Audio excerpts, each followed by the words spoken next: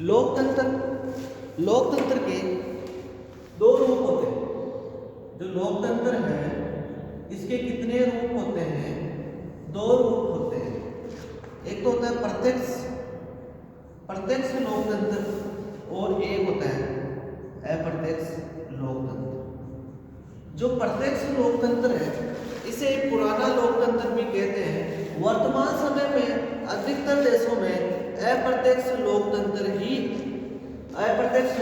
ही है, लेकिन जो प्रत्यक्ष लोकतंत्र है स्विट्जरलैंड हो गया और अमेरिका की जो गवर्नर है उसको चुनने की पद्धति प्रत्यक्ष लोकतंत्र है। और भारत में सिर्फ सरपंच के चुनाव में प्रत्यक्ष लोकतंत्र है। वह अधिकतर देशों में वर्तमान में अप्रत्यक्ष लोकतंत्र को अपना लिया है। किसको? अप्रत्यक्ष लोकतंत्र को अपना लिया है। तो अप्रत्यक्ष लोकतंत्र ज्यादा इंपोर्टेंट कौन सा है? अप्रत्यक्ष लोकतंत्र। अप्रत्यक्ष लोकतंत्र के कौन कौन से लक्षण होते हैं? इसके बारे में जानकारी प्राप्त कर लेते हैं। इसमें क्या होता है? जो अप्रत्यक्ष लोकतंत्र जहां पर भी है वहां पे सबको वोट देने का अधिकार है। किस आधार पर? सर्ववयस्क मताधिकार। किस आधार पर? सर्ववयस्क मताधिकार। इस अप्रत्यक्ष लोकतंत्र से क्या है? सबको वोट देने का अधिकार है। जब भारत स्वतंत्र हुआ और भारत ने संविधान का निर्माण किया तब वोट देने की न्यूनतम आयु भारत में जब न्यूनतम आयु कितनी थी? उस समय 21 वर्ष थी। जो न्यूनतम आयु है 21 वर्ष से कम आयु के मतदाता वोट नहीं दे सकते। लेकिन राजीव गांधी सरकार ने इसमें एक परिवर्तन किया। और न्यूनतम आयु को 18 वर्ष कर दिया गया। वर्तमान में न्यूनतम आयु है 18 वर्ष। 18 वर्ष के कोई भी मतदाता वोट दे सकता है। इसीलिए ये सर्ववयस्क मताधिकार जो अप्रत्यक्ष लोकतंत्र है इसका सबसे पहले सर्ववयस्क मताधिकार। इसमें जो न्यूनतम आयु है वो कितनी है? 18 वर्ष कर दी है। इसमें सभी को वोट देने का अधिकार है। इसमें क्या है? सभी को वोट देने का अधिकार है। इसके बाद में है सर्ववयस्क मताधिकार के बाद में है स्वच्छ व निष्पक्ष चुनाव प्रणाली। कौन सी? स्वच्छ व निष्पक्ष चुनाव प्रणाली। कौन सी है? स्वच्छ व निष्पक्ष चुनाव प्रणाली। तो इसमें क्या होता है? जो निष्पक्ष बिना किसी का पक्ष लिए चुनाव कराया जाता है और स्वच्छ होता है, मतलब किसी लड़ाई झगड़े से रहित ईमानदार व्यक्ति को ही चुना जाता है इस अप्रत्यक्ष लोकतंत्र में। और अगला है इसमें कई पार्टियां हो सकती है। क्या? कई राजनीतिक पार्टियां हो सकती है। इसमें क्या? कई राजनीतिक पार्टियां हो सकती है। तो इस लोकतंत्र में क्या है? इस अप्रत्यक्ष लोकतंत्र में कौन कौन से लक्षण है? एक तो है सर्ववयस्क मताधिकार। जब भारत स्वतंत्र हुआ उस समय संविधान बनाया गया, उस समय 21 वर्ष की गई, लेकिन वर्तमान में अभी कितनी है? 18 वर्ष। किसके द्वारा की गई? राजीव गांधी सरकार द्वारा भारत में न्यूनतम आयु 18 वर्ष कर दी। उसके बाद में स्वच्छ व निष्पक्ष चुनाव प्रणाली। इसमें क्या होता है? इसमें बिना पक्ष लिए चुनाव कराया जाता है। उसके बाद में इसके लक्षण है इसमें कई राजनीतिक दल होते हैं। कितने होते हैं? कई राजनीतिक दल होते हैं। इसमें कई राजनीतिक दल होते हैं। इन्हीं दलों के आधार पर चुनाव होते हैं। जहां पर भी अप्रत्यक्ष लोकतंत्र दिखा वहां पर राजनीतिक दल होंगे ही होंगे। अगर राजनीतिक दल भी नहीं होंगे, पॉलिटिकल पार्टी ही नहीं होगी तो क्या होगा?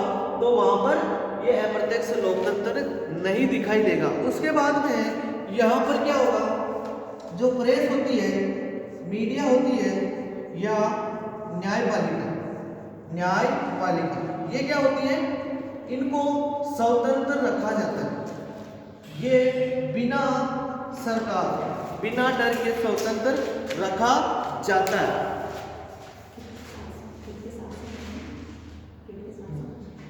तो इनको क्या रखा जाता है? प्रेस, मीडिया, न्यायपालिका, इनको क्या रखा जाता है?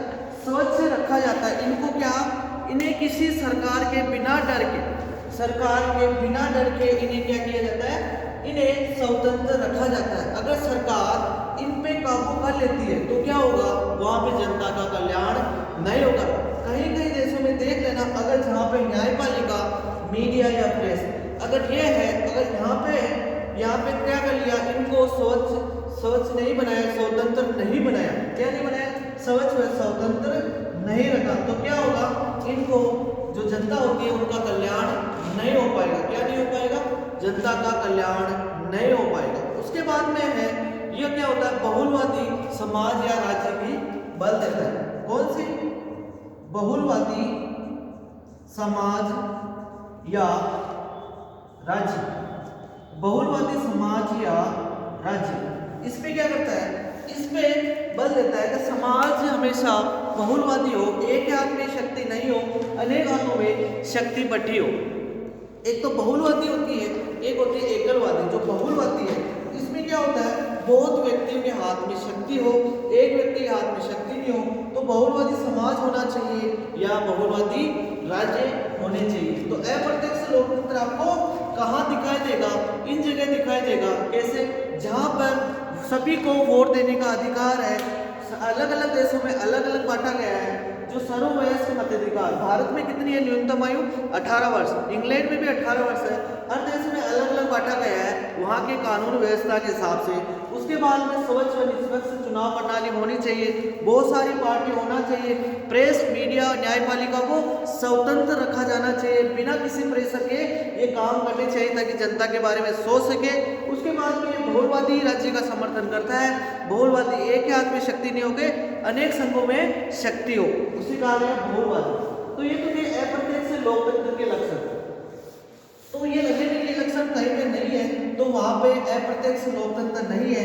वहां पे क्या होगा? फिर प्रत्यक्ष लोकतंत्र होगा या तानाशाही होगी। क्या होगी? अप्रत्यक्ष लोकतंत्र नहीं होगी, क्या होगी? या तो तानाशाही होगी या प्रत्यक्ष लोकतंत्र होगा। उसके बाद में है तानाशाही। क्या होता है तानाशाही? या कह दो अधिनायक तंत्र, दोनों शब्द एक ही है। तानाशाही कह दो या अधिनायक तंत्र कह दो या तो तानाशाही कह दो या अधिनायक तंत्र कह दो। इसमें क्या होता है? जो आधुनिक युग है, जो वर्तमान में आधुनिक युग है, इसमें अनेक रूप देखे जा सकते हैं। जैसे राज्य में अगर कोई पार्टी या जो सैन्य गुट होता है वो क्या होता है? अगर जो सरकारी सत्ता होती है वो हथियार लेता है तो वहाँ का नेता क्या हो जाता है? वो शक्तिशाली हो जाता है। वहाँ का नेता क्या हो जाता है? शक्तिशाली हो जाता है और वो विपक्ष को कुचल देता है। वो क्या है? विपक्ष को दबा देता है। अगर कोई मान लो कोई पार्टी हो या कोई सैनिक गुट हो, क्या हो? सैनिक गुट हो, वो क्या करेगा? जो राजनीतिक सत्ता है वो क्या करेगा? अपने हाथ में हथियार लेगा तो उसका नेता क्या हो जाएगा? वो शक्तिशाली हो जाएगा और क्या हो जाएगा? विपक्ष को कुचल देगा। जैसे ये लक्षण कहाँ दिखाई दे सकते हैं? इटली में दिखाई दे सकते हैं। इटली में मुसोलिनी ने ऐसा किया। इटली में मुसोलिनी ने ऐसा किया। उसके बाद में जर्मनी में हिटलर ने तानाशाही का प्रयोग किया। इसी प्रकार इराक में कौन? सद्दाम हुसैन। इराक में सद्दाम हुसैन ने तानाशाही या अधिनायक तंत्र का प्रयोग करके विपक्ष को कुचल दिया। इसी प्रकार लीबिया, कहाँ पे? लीबिया, जो लीबिया है यहाँ पे एक गद्दाफी नाम का व्यक्ति था, इसने भी इसी प्रकार की शक्ति का प्रयोग किया। तो ये तो थी राजनीतिक तानाशाही। कौन सी राजनीतिक तानाशाही। इन्होंने जो राजकीय शक्ति है, जो राजकीय सत्ता है, इसको क्या कर दिया, इसको कुचल दिया। कुचल के क्या कर दिया, इसके अपने हाथ में शक्ति ले ली। अपने हाथ में क्या ले ली, अपने हाथ में शक्ति ले ली। तो इससे क्या हो गया, इससे वहां की जनता परेशान हो गई और एक के हाथ में शक्ति आ गई। किसके हाथ में, एक के हाथ में शक्तियां आ गई। तो इस प्रकार ध्यान रखना, ये लोगों के नाम पूछे जा सकते हैं कि कहाँ पे। इटली में तो मुसोलिनी ने ऐसा किया, इटली में मुसोलिनी ने ऐसा किया, जर्मनी में हिटलर ने ऐसा किया, इराक में सद्दाम हुसैन ने और लीबिया में गद्दाफी ने ऐसा किया। लेकिन जहाँ कम्युनिस्ट पार्टी का शासन होता है वहाँ पे भी राजनीतिक तानाशाही हो सकती है, वहाँ पे भी राजनीतिक तानाशाही हो सकती है। कभी कभी रूस व पोलैंड में ऐसा था, कहाँ पे, रूस व पोलैंड में ऐसा था। और वर्तमान में जैसे अभी चीन और उत्तरी कोरिया में तानाशाही, राजनीतिक तानाशाही देखा जा सकता है। राजनीतिक तानाशाही के उदाहरण मिल सकते हैं। पहले क्या था, रूस में ऐसा था, पोलैंड में ऐसा था, लेकिन वर्तमान में कहाँ इसके उदाहरण मिल सकते हैं राजनीतिक तानाशाही के, उत्तरी कोरिया और चीन। ये यहाँ से क्वेश्चन पूछ सकते हैं, वर्तमान में कहाँ तानाशाही है, राजनीतिक तानाशाही कहाँ है, तो या तो चीन या उत्तरी कोरिया। तो यहाँ पे वर्तमान में क्या है, यहाँ पर राजनीतिक तानाशाही के उदाहरण देखे जा सकते हैं। ये तो थे राजनीतिक तानाशाही। उसके बाद में थे सैनिक गुट, सैनिक तानाशाही। इसके भी उदाहरण आपको देखे जा सकते हैं। सैनिक क्या होता है, जो सेनापति, सेना का अध्यक्ष होता है, वो क्या करता है, वो राष्ट्रपति बन जाता है। वो क्या बन जाता है, राष्ट्रपति बन जाता है। जो सेना का अध्यक्ष होता है वो क्या करता है, वो राष्ट्रपति बन जाता है। राष्ट्रपति बनने के बाद वो क्या करता है, वो विपक्ष को कुचल देता है। वो क्या करता है, विपक्ष को कुचल देता है। इसी को सैनिक तानाशाही कहा गया। इसे सैनिक तानाशाही कहा गया। जैसे बात करें सैनिक तानाशाही कहाँ कहाँ हुई, सैनिक तानाशाही कहाँ कहाँ हुई, इसमें क्या होता है, जो सेना का अध्यक्ष होता है वो राष्ट्रपति बन जाता है और वहाँ पे सैनिक तानाशाही की स्थापना कर देता है। तो ये कहाँ कहाँ हुआ, पाकिस्तान में। कहाँ हुआ, पाकिस्तान में हुआ, बांग्लादेश में हुआ। तो यहाँ पे कौन थे, पाकिस्तान में थे अयूब खान, परवेज मुशर्रफ। कौन थे, अयूब खान और परवेज मुशर्रफ। अयूब खान और परवेज मुशर्रफ, इन्होंने क्या किया, इन्होंने सैनिक तानाशाही का प्रयोग किया। जो सेना के अध्यक्ष थे, इन्होंने राष्ट्रपति, ये खुद राष्ट्रपति बन गए और सैनिक तानाशाही की स्थापना की। जबकि जो बांग्लादेश है, इसमें इन्होंने, जो सेना का अध्यक्ष था, इन्होंने क्या किया, इन्होंने भी राष्ट्रपति पद धारण कर लिया। यहाँ पे कौन थे, इरशाद खान। कौन थे, इरशाद खान। बांग्लादेश में कौन थे, इरशाद खान। बांग्लादेश में इरशाद खान। इसी प्रकार मिस्र में थे कर्नल नाजिर। कौन थे, कर्नल नाजिर। मिस्र में कौन थे, मिस्र में कर्नल नाजिर। इन्होंने भी सैनिक तानाशाही का प्रयोग किया, सैनिक तानाशाही का प्रयोग किया। कर्नल नासिर, कौन, कर्नल नासिर। मिस्र में कौन थे, कर्नल नासिर। इन्होंने भी सैनिक तानाशाही का प्रयोग किया। तो सैनिक तानाशाही में ये होता है, जो सेना का अध्यक्ष होता है वो क्या करता है, वो राष्ट्रपति बन जाता है। वो क्या बन जाता है, राष्ट्रपति बन जाता है। तो इससे क्या होगा, इससे वहां की तानाशाही को, वहां के विपक्ष को कुचल देता है और राष्ट्रपति बनके अपने शक्ति से, अपने बल से प्रयोग करता है। तो जो तानाशाही होती है, इनके क्या क्या लक्षण होते हैं, जो तानाशाही, इसमें क्या क्या लक्षण दिखाई देते हैं, तानाशाही में क्या क्या लक्षण दिखाई देते हैं। जैसे हमने अप्रत्यक्ष लोकतंत्र के लक्षण देखे, इसी प्रकार जो तानाशाही है या अधिनायक तंत्र है, इसके क्या क्या लक्षण है, क्या क्या लक्षण है। तो क्या क्या लक्षण है, सबसे पहले इसमें क्या होता है, इसमें राज्य सर्वशक्तिशाली हो जाता है। क्या हो जाता है, जो राज्य है वो सर्वशक्तिशाली हो जाता है। जो राज्य होता है वो क्या हो जाता है, सर्वशक्तिशाली राज्य हो जाता है। इसके बाद में इसने क्या किया, मुसोलिनी कहता है राज्य के विरुद्ध कुछ नहीं, राज्य के ऊपर कुछ नहीं। इसी प्रकार कि राज्य का किसी प्रकार से विरोध करना उचित या वर्जित है।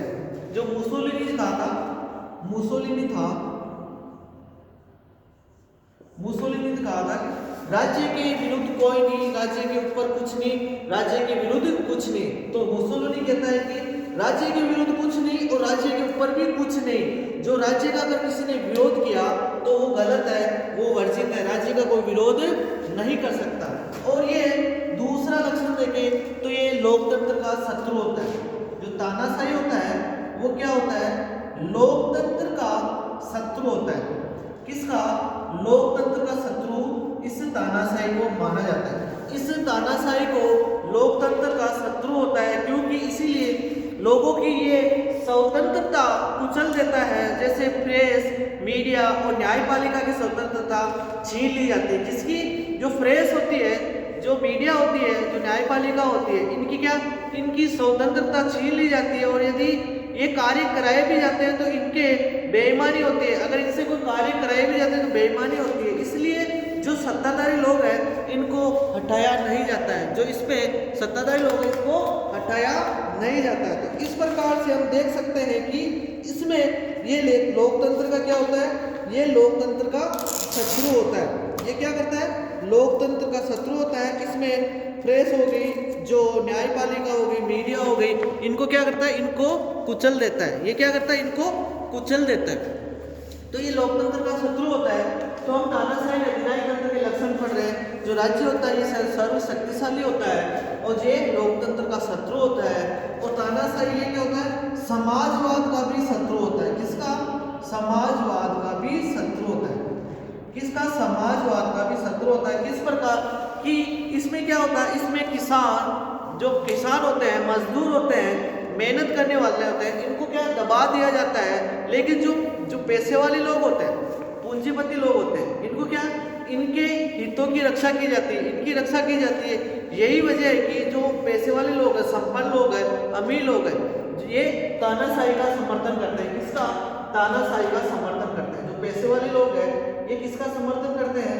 ये तानाशाही का समर्थन करते हैं। क्योंकि जो तानाशाही होती है, जो तानाशाही शासन होता है, इसमें जो पैसे वाले अमीर लोग हैं इनकी कभी इनके हितों की इनको दबाया नहीं जाता, जबकि गरीब मजदूर इनको ही दबाया जाता है। अपने अपने देश देख लो, कहाँ पे तानाशाही है, कहाँ पे तानाशाही नहीं है, कहाँ पे अमीर लोगों की रक्षा की जाती है, गरीबों को दबाया जाता है, कहाँ पे बेरोजगारी बढ़ रही है, पैसे वाले लोग पैसे वाले होते जा रहे हैं, गरीब लोग गरीब होते जा रहे हैं। तो ये यहाँ समझ लेना, वहाँ तानाशाही है, वहाँ पे क्या तानाशाही है, वहाँ पे समाज का कल्याण नहीं हो रहा है। उसके बाद में ये सरकारी विषय जो विचारधारा है इसको सर्वमान्य बना दिया जाता है।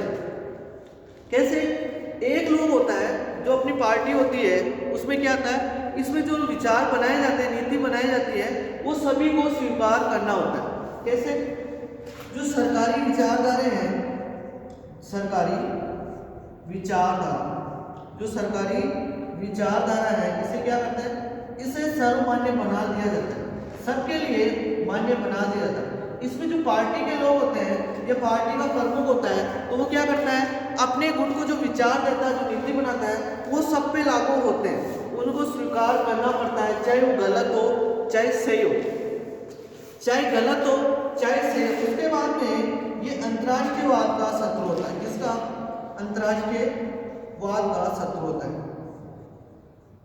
किसका? अंतर्राष्ट्रीयवाद का ये शत्रु होता है।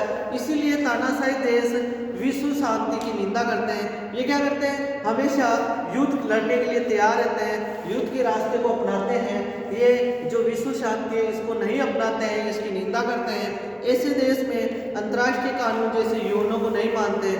जो ये तानाशाही देश है वहाँ पे कभी भी देख लेना, जो संयुक्त राष्ट्र संघ है उसके जो कानून है उनको नहीं मानते।